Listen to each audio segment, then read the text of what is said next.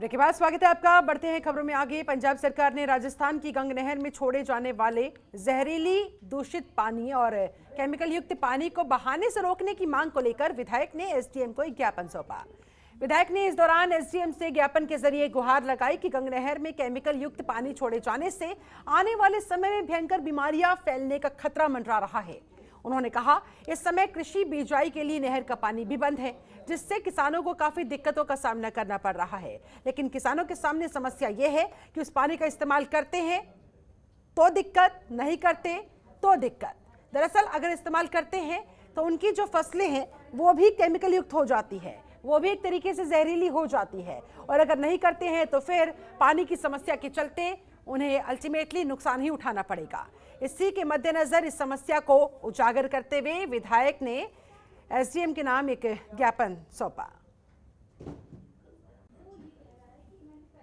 SDM साहब से मिलने भी आए थे। कुछ स्थानीय समस्याएं थी और कुछ जो पिछले कई दिनों से नहरों में पेयजल आपूर्ति हो रही है, वो पंजाब की नहरों से गंदा पानी आ रहा है, सीवेज का पानी आ रहा है जो कि पीने योग्य नहीं है।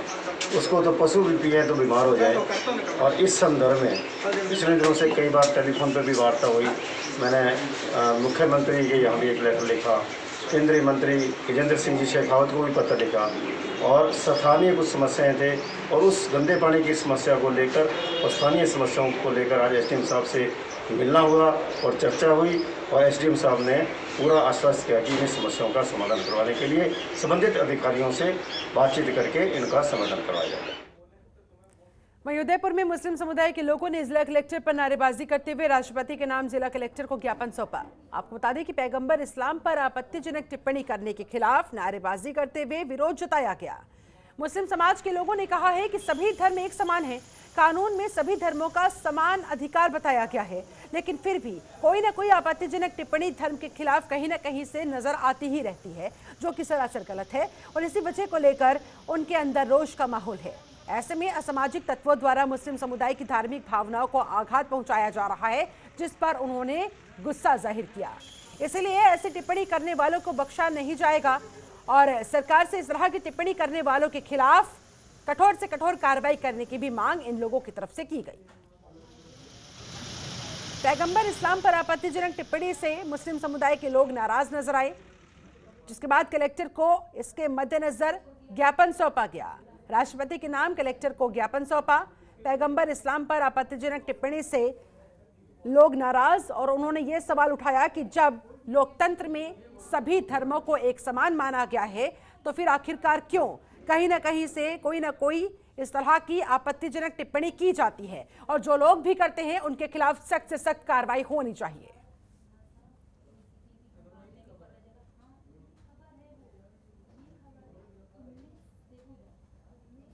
उधर भिवाड़ी के चौपानकी थाना क्षेत्र में गांव में मौलवी द्वारा एक 14 साल की मासूम बच्ची के साथ दुष्कर्म के मामले में जांच के बाद एक नया मोड़ सामने आया है। पुलिस उपाधीक्षक ने बताया कि घटना के बाद जब जबरन बच्ची को तलाश करते हुए मस्जिद पहुंचा गया तो बच्ची ने कुएं में कूदकर खुदकुशी कर ली थी। पुलिस को दर्ज कराई गई एफआईआर में परिजनों ने दुष्कर्म करने वाले मौलवी पर बच्ची को कुएं में धकेलने का आरोप लगाया था। बहरहाल अभी मामले की सभी एंगल से जांच जारी है और आरोपी की गिरफ्तारी की भी कोशिश पुरजोर तरीके से की जा रही है। आरोपी की गिरफ्तारी के बाद ही मामला पूरी तरह से स्पष्ट हो पाएगा। ऐसे में पुलिस की टीम का कहना है सरगर्मी से आरोपी को तलाशा जा रहा है। मामले की जांच लगातार आगे की जा रही है। जहां पीड़ित बच्ची के परिजनों का कहना है कि मौलवी ने उसे कुएं में धक्का दिया, तो वहीं दूसरी तरफ यह भी एंगल सामने आ रहा है कि बच्ची ने पुलिस के वहां पहुंचने से पहले खुद ही कुएं में कूदकर सुसाइड कर लिया था। अब असल मामला क्या है, ये जांच पड़ताल के बाद ही पता लग पाएगा, आरोपी की गिरफ्तारी के बाद ही स्पष्ट हो पाएगा।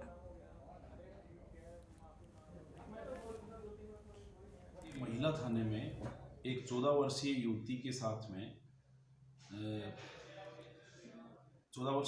साथ में एक मौलवी के द्वारा दुष्कर्म करने की घटना उसके परिजनों ने दर्ज कराई है। मौलवी और पीड़िता दोनों एक ही जाति के हैं, तो इसके संबंध उसमें पीड़िता के साथ दुष्कर्म की घटना और फिर उसके बाद में पीड़िता मस्जिद के पास में ही एक कुएं में गिरने की घटना दर्ज हुई है। इसके संबंध में आईपीसी व पोक्सो अधिनियम की संगीन धाराओं में प्रकरण दर्ज करके और अनुसंधान प्रारंभ किया गया है। इसके क्रम में पीड़िता का मेडिकल मुआयना और चिकित्सा व्यवस्था के लिए तुरंत अस्पताल भिजवाया। हालांकि घटना 2 तारीख की बताई है और पीड़िता के कोई वगैरह में गिरने में कोई अतिरिक्त ऐसी कोई चोट नहीं है। उसका दुष्कर्म संबंधी मेडिकल मुआयना करवा दिया गया है और आरोपी मौलवी है उसकी तलाश के लिए पुलिस की कई टीमें गठित की जा करके तलाश की जा रही है। वहीं आज श्रीगंगानगर में एसीबी की बड़ी कार्रवाई के चलते तहसील के एक बाबू को रिश्वत लेते हुए रंगे हाथों गिरफ्तार किया गया। बता दें, परिवादी ने एसीबी को शिकायत की थी कि उसको किसी मामले में कोर्ट के आदेश के अनुसार 3,08,425 रुपए की रिफंड राशि मिलनी थी, लेकिन बावजूद इसके तहसील कार्यालय के बाबू ने उससे रिश्वत की मांग कर डाली। इस एवज में परिवादी ने बाबू को 1,000 रुपए पहले ही दे दिए थे। तो वहीं आज पुलिस ने कार्रवाई के तहत तहसील कार्यालय के बाबू को फिर से 1,000 लेते रंगे हाथों पकड़ लिया। आज एसआर ऑफिस श्रीगंगानगर के अंदर दिनेश बाबू कैशियर को रिश्वत लेते हुए रंगों हाथों पकड़ा गया। परिवादी का एक रास्ते का बिल था जो एसडीएम के आदेशानुसार उसने पैसे राशि जमा करवाई थी। वो 2018 से दिनेश बाबू के चक्कर लगा रहा था बिल पास करवाने के लिए। तहसीलदार द्वारा बिल पास कर दिया गया था, स्वीकृति दे दी गई थी, लेकिन बिल पास करना कैशियर दिनेश कुमार का काम था, जिसने इसको डिले किया और उससे 1,000 रुपये पहले और 1,000 रुपये आज रिश्वत की राशि प्राप्त की और उस बिल 38,400 समथिंग रुपये का था। एसआर ऑफिस श्रीगंगानगर के अंदर दिनेश बाबू कैशियर को रिश्वत लेते हुए रंगों हाथों पकड़ा गया। परिवादी का एक रास्ते का बिल था जो एसडीएम के आदेशानुसार उसने पैसे राशि जमा करवाई थी। वो 2018 से दिनेश बाबू के चक्कर लगा रहा था बिल पास करवाने के लिए। तहसीलदार द्वारा बिल पास कर दिया गया था, स्वीकृति दे दी गई थी, लेकिन बिल पास करना कैशियर दिनेश कुमार का काम था, जिसने इसको डिले किया और उससे 1,000 रुपये पहले और 1,000 रुपये आज रिश्वत की राशि प्राप्त की और उस बिल 38,400 समथिंग रुपये का था। उधर सीकर की जिला परिषद की साधारण सभा की आज पहली बैठक हुई। नवनिर्वाचित जिला प्रमुख गायत्री बाजोर की अध्यक्षता में हुई इस बैठक में पानी को लेकर चर्चा हुई। इस बैठक में सांसद सुमेधानंद सरस्वती, शिक्षा मंत्री गोविंद सिंह समेत जिले के प्रशासनिक अधिकारी और जिला परिषद के नवनिर्वाचित सदस्य ने भी हिस्सा लिया। इस बैठक में पानी को लेकर हंगामा भी हुआ, जिसके बाद हंगामे को बढ़ता हुआ देखकर नवनिर्वाचित जिला प्रमुख गायत्री बाजोर ने सभी निर्वाचित जिला परिषद सदस्यों से आग्रह किया कि वो बैठक में हंगामा नहीं करें। सभी सदस्य अपनी अपनी बात शांति से रखें, जिससे कि समस्या का एक्चुअल समाधान निकाला जा सके। इस मौके पर बैठक के बाद शिक्षा मंत्री गोविंद सिंह डोटासरा ने कहा, स्थानीय स्तर पर जो भी समस्याएं थी उनके समाधान के लिए अधिकारियों को दिशा निर्देश दिए जा चुके हैं और राज्य स्तरीय समस्याओं का जो भी बात सामने आ रही है उसे भी जल्द से जल्द हल करवाया जाएगा। ये आश्वासन वो देते नजर आए।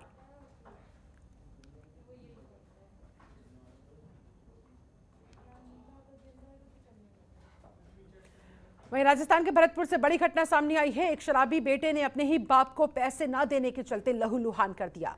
बेटा अपने बाप के खून का प्यासा बन बैठा। चाकुओं से लगातार हमला करके हत्यारे बेटे ने अपने ही पिता को मार दिया था, पर घटना के दौरान मोहल्ले के आसपास के रहने वाले लोग वहां पहुंच गए। घायल पिता को तुरंत ही नजदीकी अस्पताल में जाकर एडमिट कराया गया। फिलहाल घायल पिता ने मामले की शिकायत करते हुए जिला पुलिस को पर्चा भर बयान देकर मामला दर्ज करवा दिया है। इस तरह से भरतपुर में मानवता को शर्मसार कर देने वाला ये मामला सामने आया है, रिश्तों को कलंकित कर देने वाला ये मामला सामने आया है, जहां एक बेटे ने अपने ही पिता को चाकू मार दिया। और किस लिए? पैसा ना मिलने के चलते।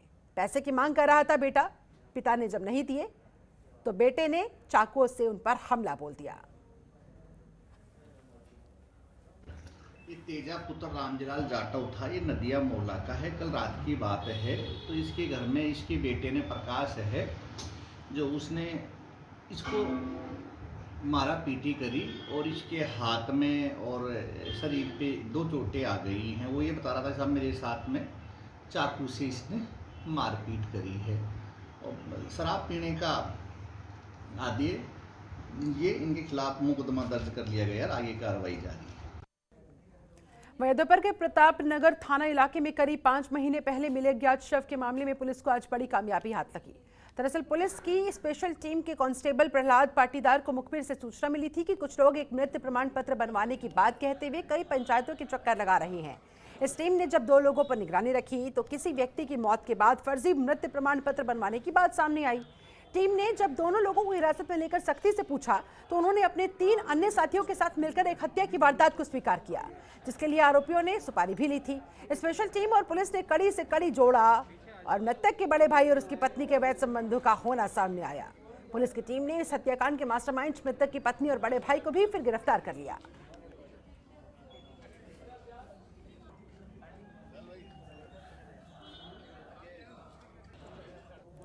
चलिए इसी के साथ राजस्थान की अहम खबरों में फिलहाल बस इतना ही। आप बने रहे जनतंत्र टीवी के साथ। नमस्कार। खबरों के निष्पक्ष विश्लेषण के लिए सब्सक्राइब करें Jantantra TV and press the bell icon. Never miss any update.